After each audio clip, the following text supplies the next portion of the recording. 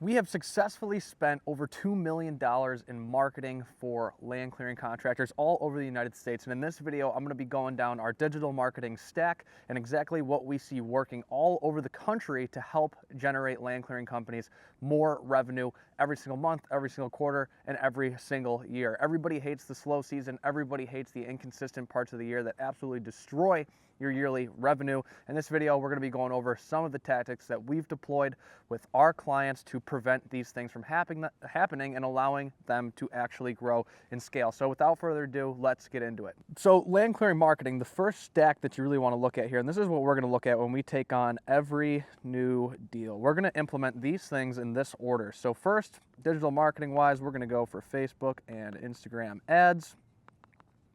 Then we're going to look into dialing in the website, and then we're going to go over to Google Ads. Now, what this is going to create, a flywheel effect around the businesses that we work with. And this is, if you're setting this up on your own or you're working with us, obviously we're doing it. But if you are doing this on your own, you want to be able to create a flywheel around the business to make it basically impossible for anybody in your market who is considering buying the services that you sell to not know about you and to not opt in with you. So we want to create this flywheel that's constantly moving and generating leads from multiple different avenues all around the business. Now, what this is going to do, and I understand that most people are kind of in this position where they're relying on mainly word of mouth and referrals, which is great, but when you're doing that, you got like a couple hundred people max, and you can put all those people into basically like a box, and you're kind of reliant on the market at that point. You're relying on those people talking about you, hoping that they're saying good things about you, and speaking to the correct people who are actually in market looking to buy.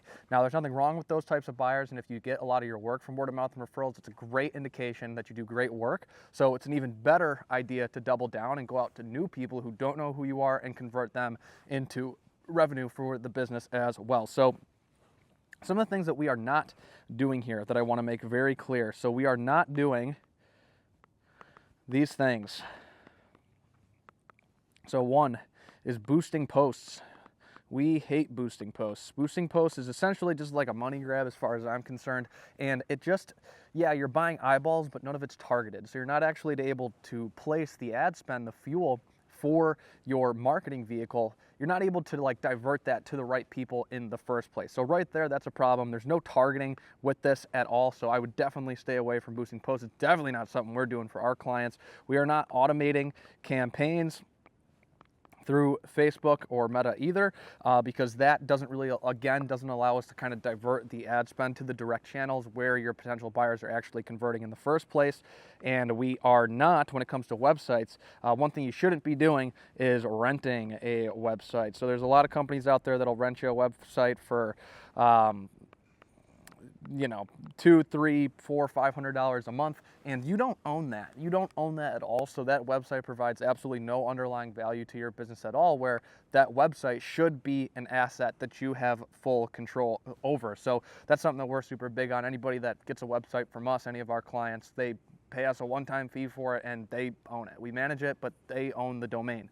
So they have full control over it, which makes a huge difference at the end of the day in controlling your traffic and actually having control over your revenue on a yearly basis. So these three things we are definitely not doing at all, but when it comes down to what we are doing, I'll break down all of these steps here that we covered up here at the top. I'll break them down one by one. So Facebook ads.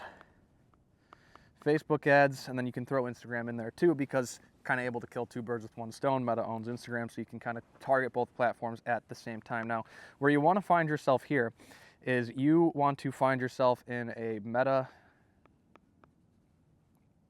ad account.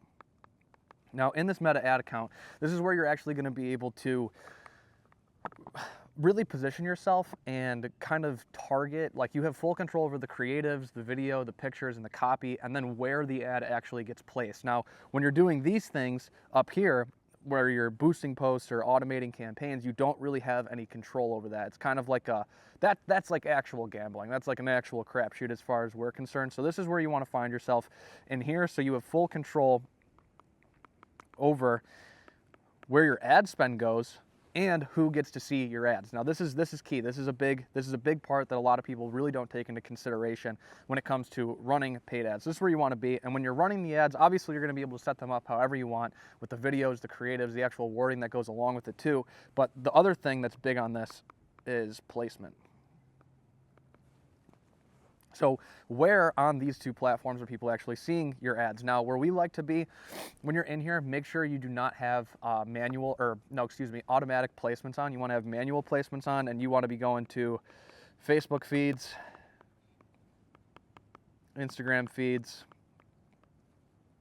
and then you can do stories and reels as well. But that would be it. Everything else you can turn off, you can deselect it. These are like really the only 4 placements that we see most conversions actually coming from. So we want to actually spend most of the ad spend money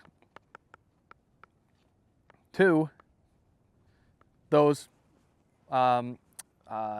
placement areas. So that's where we're going to see the highest conversion on jobs that we've seen. Now, when it comes to jobs that we've actually been able to generate and opportunities that we've been able to generate for our clients that they've been able to close, on the low end, because there's this huge misconception that everybody on Facebook and Instagram is a tire kicker, which is totally fake news.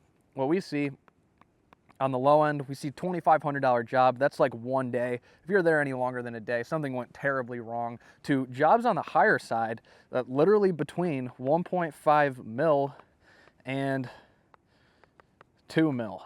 Okay, literal development groups, builders that have opted in through Facebook ads that we've built out for our clients. This is working. These people buy that way as well. And these are obviously huge projects. These can be life-changing projects depending on what stage of business you're at.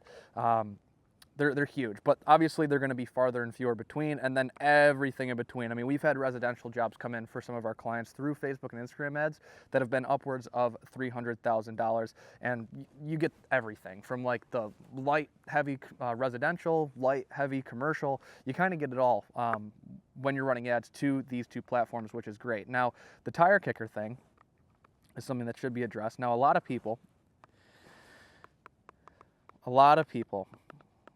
think that Facebook and Instagram ads generate a bunch of tire kickers, which isn't true at all. Now, one thing to keep in mind, the word of mouth buyers that you might be dealing with, right? These people, they obviously know you, or they know somebody that you've done work for in the past. So somebody told them very good things about you, or they even got to experience you doing the job and how well you did the project firsthand. So these people are going to show up to you 9 out of 10 ready to go. They're going to be waving money in your face, which is great. They're lay down deals. They're super easy to convert. But when it comes to actually growing and tapping into new revenue sources and obtaining new clients, which everybody wants to do, and new paying customers, you're going to have to go to what we would refer to as a cold audience, okay? Now, these people, they might be a 5 out of 10 ready to go. They might not know all the good things about you yet. They don't know who you are. They haven't seen the work that you've done. They haven't been able to see your portfolio. So they just, respectfully to them, they just don't know what they don't know considering the situation that they are in. So this is where some selling is going to have to come in, and you're going to have to do some education. And again, like these people, they just don't know what they don't know at this stage in the game, which is fine, but you got to get really, really good at converting these people, because when you do, you will have a ton of upside. We've seen it with all of our clients, all of them that have been used to selling word of mouth and referral deals. They go and they start selling to a cold audience. They start converting them at a high rate, and all of a sudden their yearly revenue is doubling, tripling, and we've seen some pretty crazy things. Just by actually getting in front of a colder audience and being able to convert it, because then what does it turn into? Well, it turns into more word of mouth and referral deals. So what Facebook and Instagram is going to allow you to do, and why we want to start here first, is because you're going to have from Facebook and IG, you're going to have a big audience pop.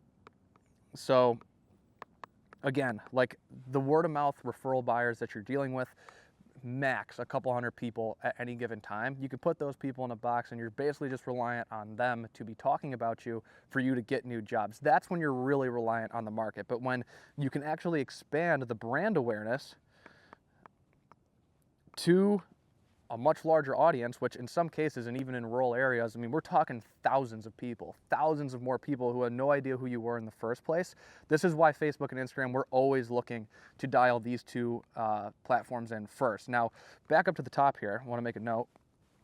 These things, we are doing this in chronological order. Now, if you don't have a website, we're going to be looking to dial in Facebook and Instagram ads first. If you do have a website, great. But this is what you want. Like this is going to be the winner in the short term. You want to have these two platforms dialed in quickly, because that's what's actually going to deliver leads directly to your phone and to your calendar. So back down here. So that's Facebook and Instagram. Let's go over and let's cover the website now. Now, what are we looking at when we're building websites for our clients and the websites that might already be existing when our clients come to us? We want an SEO optimized website. Now, what does that mean? Basically, it's a multi-page website with keywords scattered all over it. So what the keywords do, when they're scattered in the right places, obviously, on your website, Google's going to basically scan that and basically throw your website higher in the search rankings when people are looking for certain services. So like excavation, land clearing, forestry mulching, site prep, drainage, whatever it is that you do, we want to have those keywords built in to the website. So organically, Google starts to rank you higher when people actually look up for, like land clearing near me or something like that, right? So that's going to be pretty big. Now, the other thing, which is a huge positive of having a good website, you're going to be able to get your brand in front of so many new buyers on Facebook and Instagram that there is going to be a lot of overflow traffic on from Facebook and Instagram, people who might not have opted in through an ad. Maybe they clicked on your Facebook page, maybe they clicked on the Instagram, whatever. They're clicking around and then they go to your website. Once they go to your website, that's where we want to capture that traffic, okay? So one thing that's pretty big about the website is we want it to be set up for lead capture. So we want the website set up for lead traffic to capture the overflow traffic from Facebook and Instagram. Now, all of our clients, when they come to us, if they have a pre-existing website, as soon as we start running those ads to Facebook and Instagram, we almost immediately see a huge uptick in lead flow to the website. It happens with 100% correlation every single time that we launch Facebook and Instagram ads for any of our clients. They start seeing a huge influx in their website traffic, which is obviously great, but we need those websites to be set up and built in a way so they're SEO optimized, they're ranking high. Because if somebody just goes like over to Google and then looks you up, like we want to make sure that you're popping up right up at the top. And then once they do click on your website, if they went there direct from the link in your Facebook or on your Instagram or whatever, it's set up for lead capture as well. So we can actually capture that lead there instead of capturing them on the ad. So again, keep in mind, it's the flywheel that we want to build and that you want to build around your business. And this will really it's almost like recession proofing your business, because when you set up so many different ways for people to opt in with you, to find you and get in contact with you, and for new buyers that don't know who you are to get in contact with you, it's a huge game changer, and you will benefit from it tremendously over the next 5-10 years. This is just how people buy nowadays. So you have to have the digital acquisition strategies really set up and in place. Now, once we have the Facebook and Instagram dialed in, we're scaling there, and then we have a dialed in website as well, then we'll probably look to put the little cherry on top and go over to Google Ads and start running some ads, some paid traffic, maybe pay-per-click, local service ads, whatever it is on Google. So then people that are just looking you up in your area, we're then paying for top spots on Google. So now it's even easier for people to find you. And then what we can do is we can connect everything, and you should be able to connect everything. So you should be able to get a meta pixel, a Facebook pixel, and you can put that onto the page that your people are clicking on from your Google ads. And if they don't convert, if they don't convert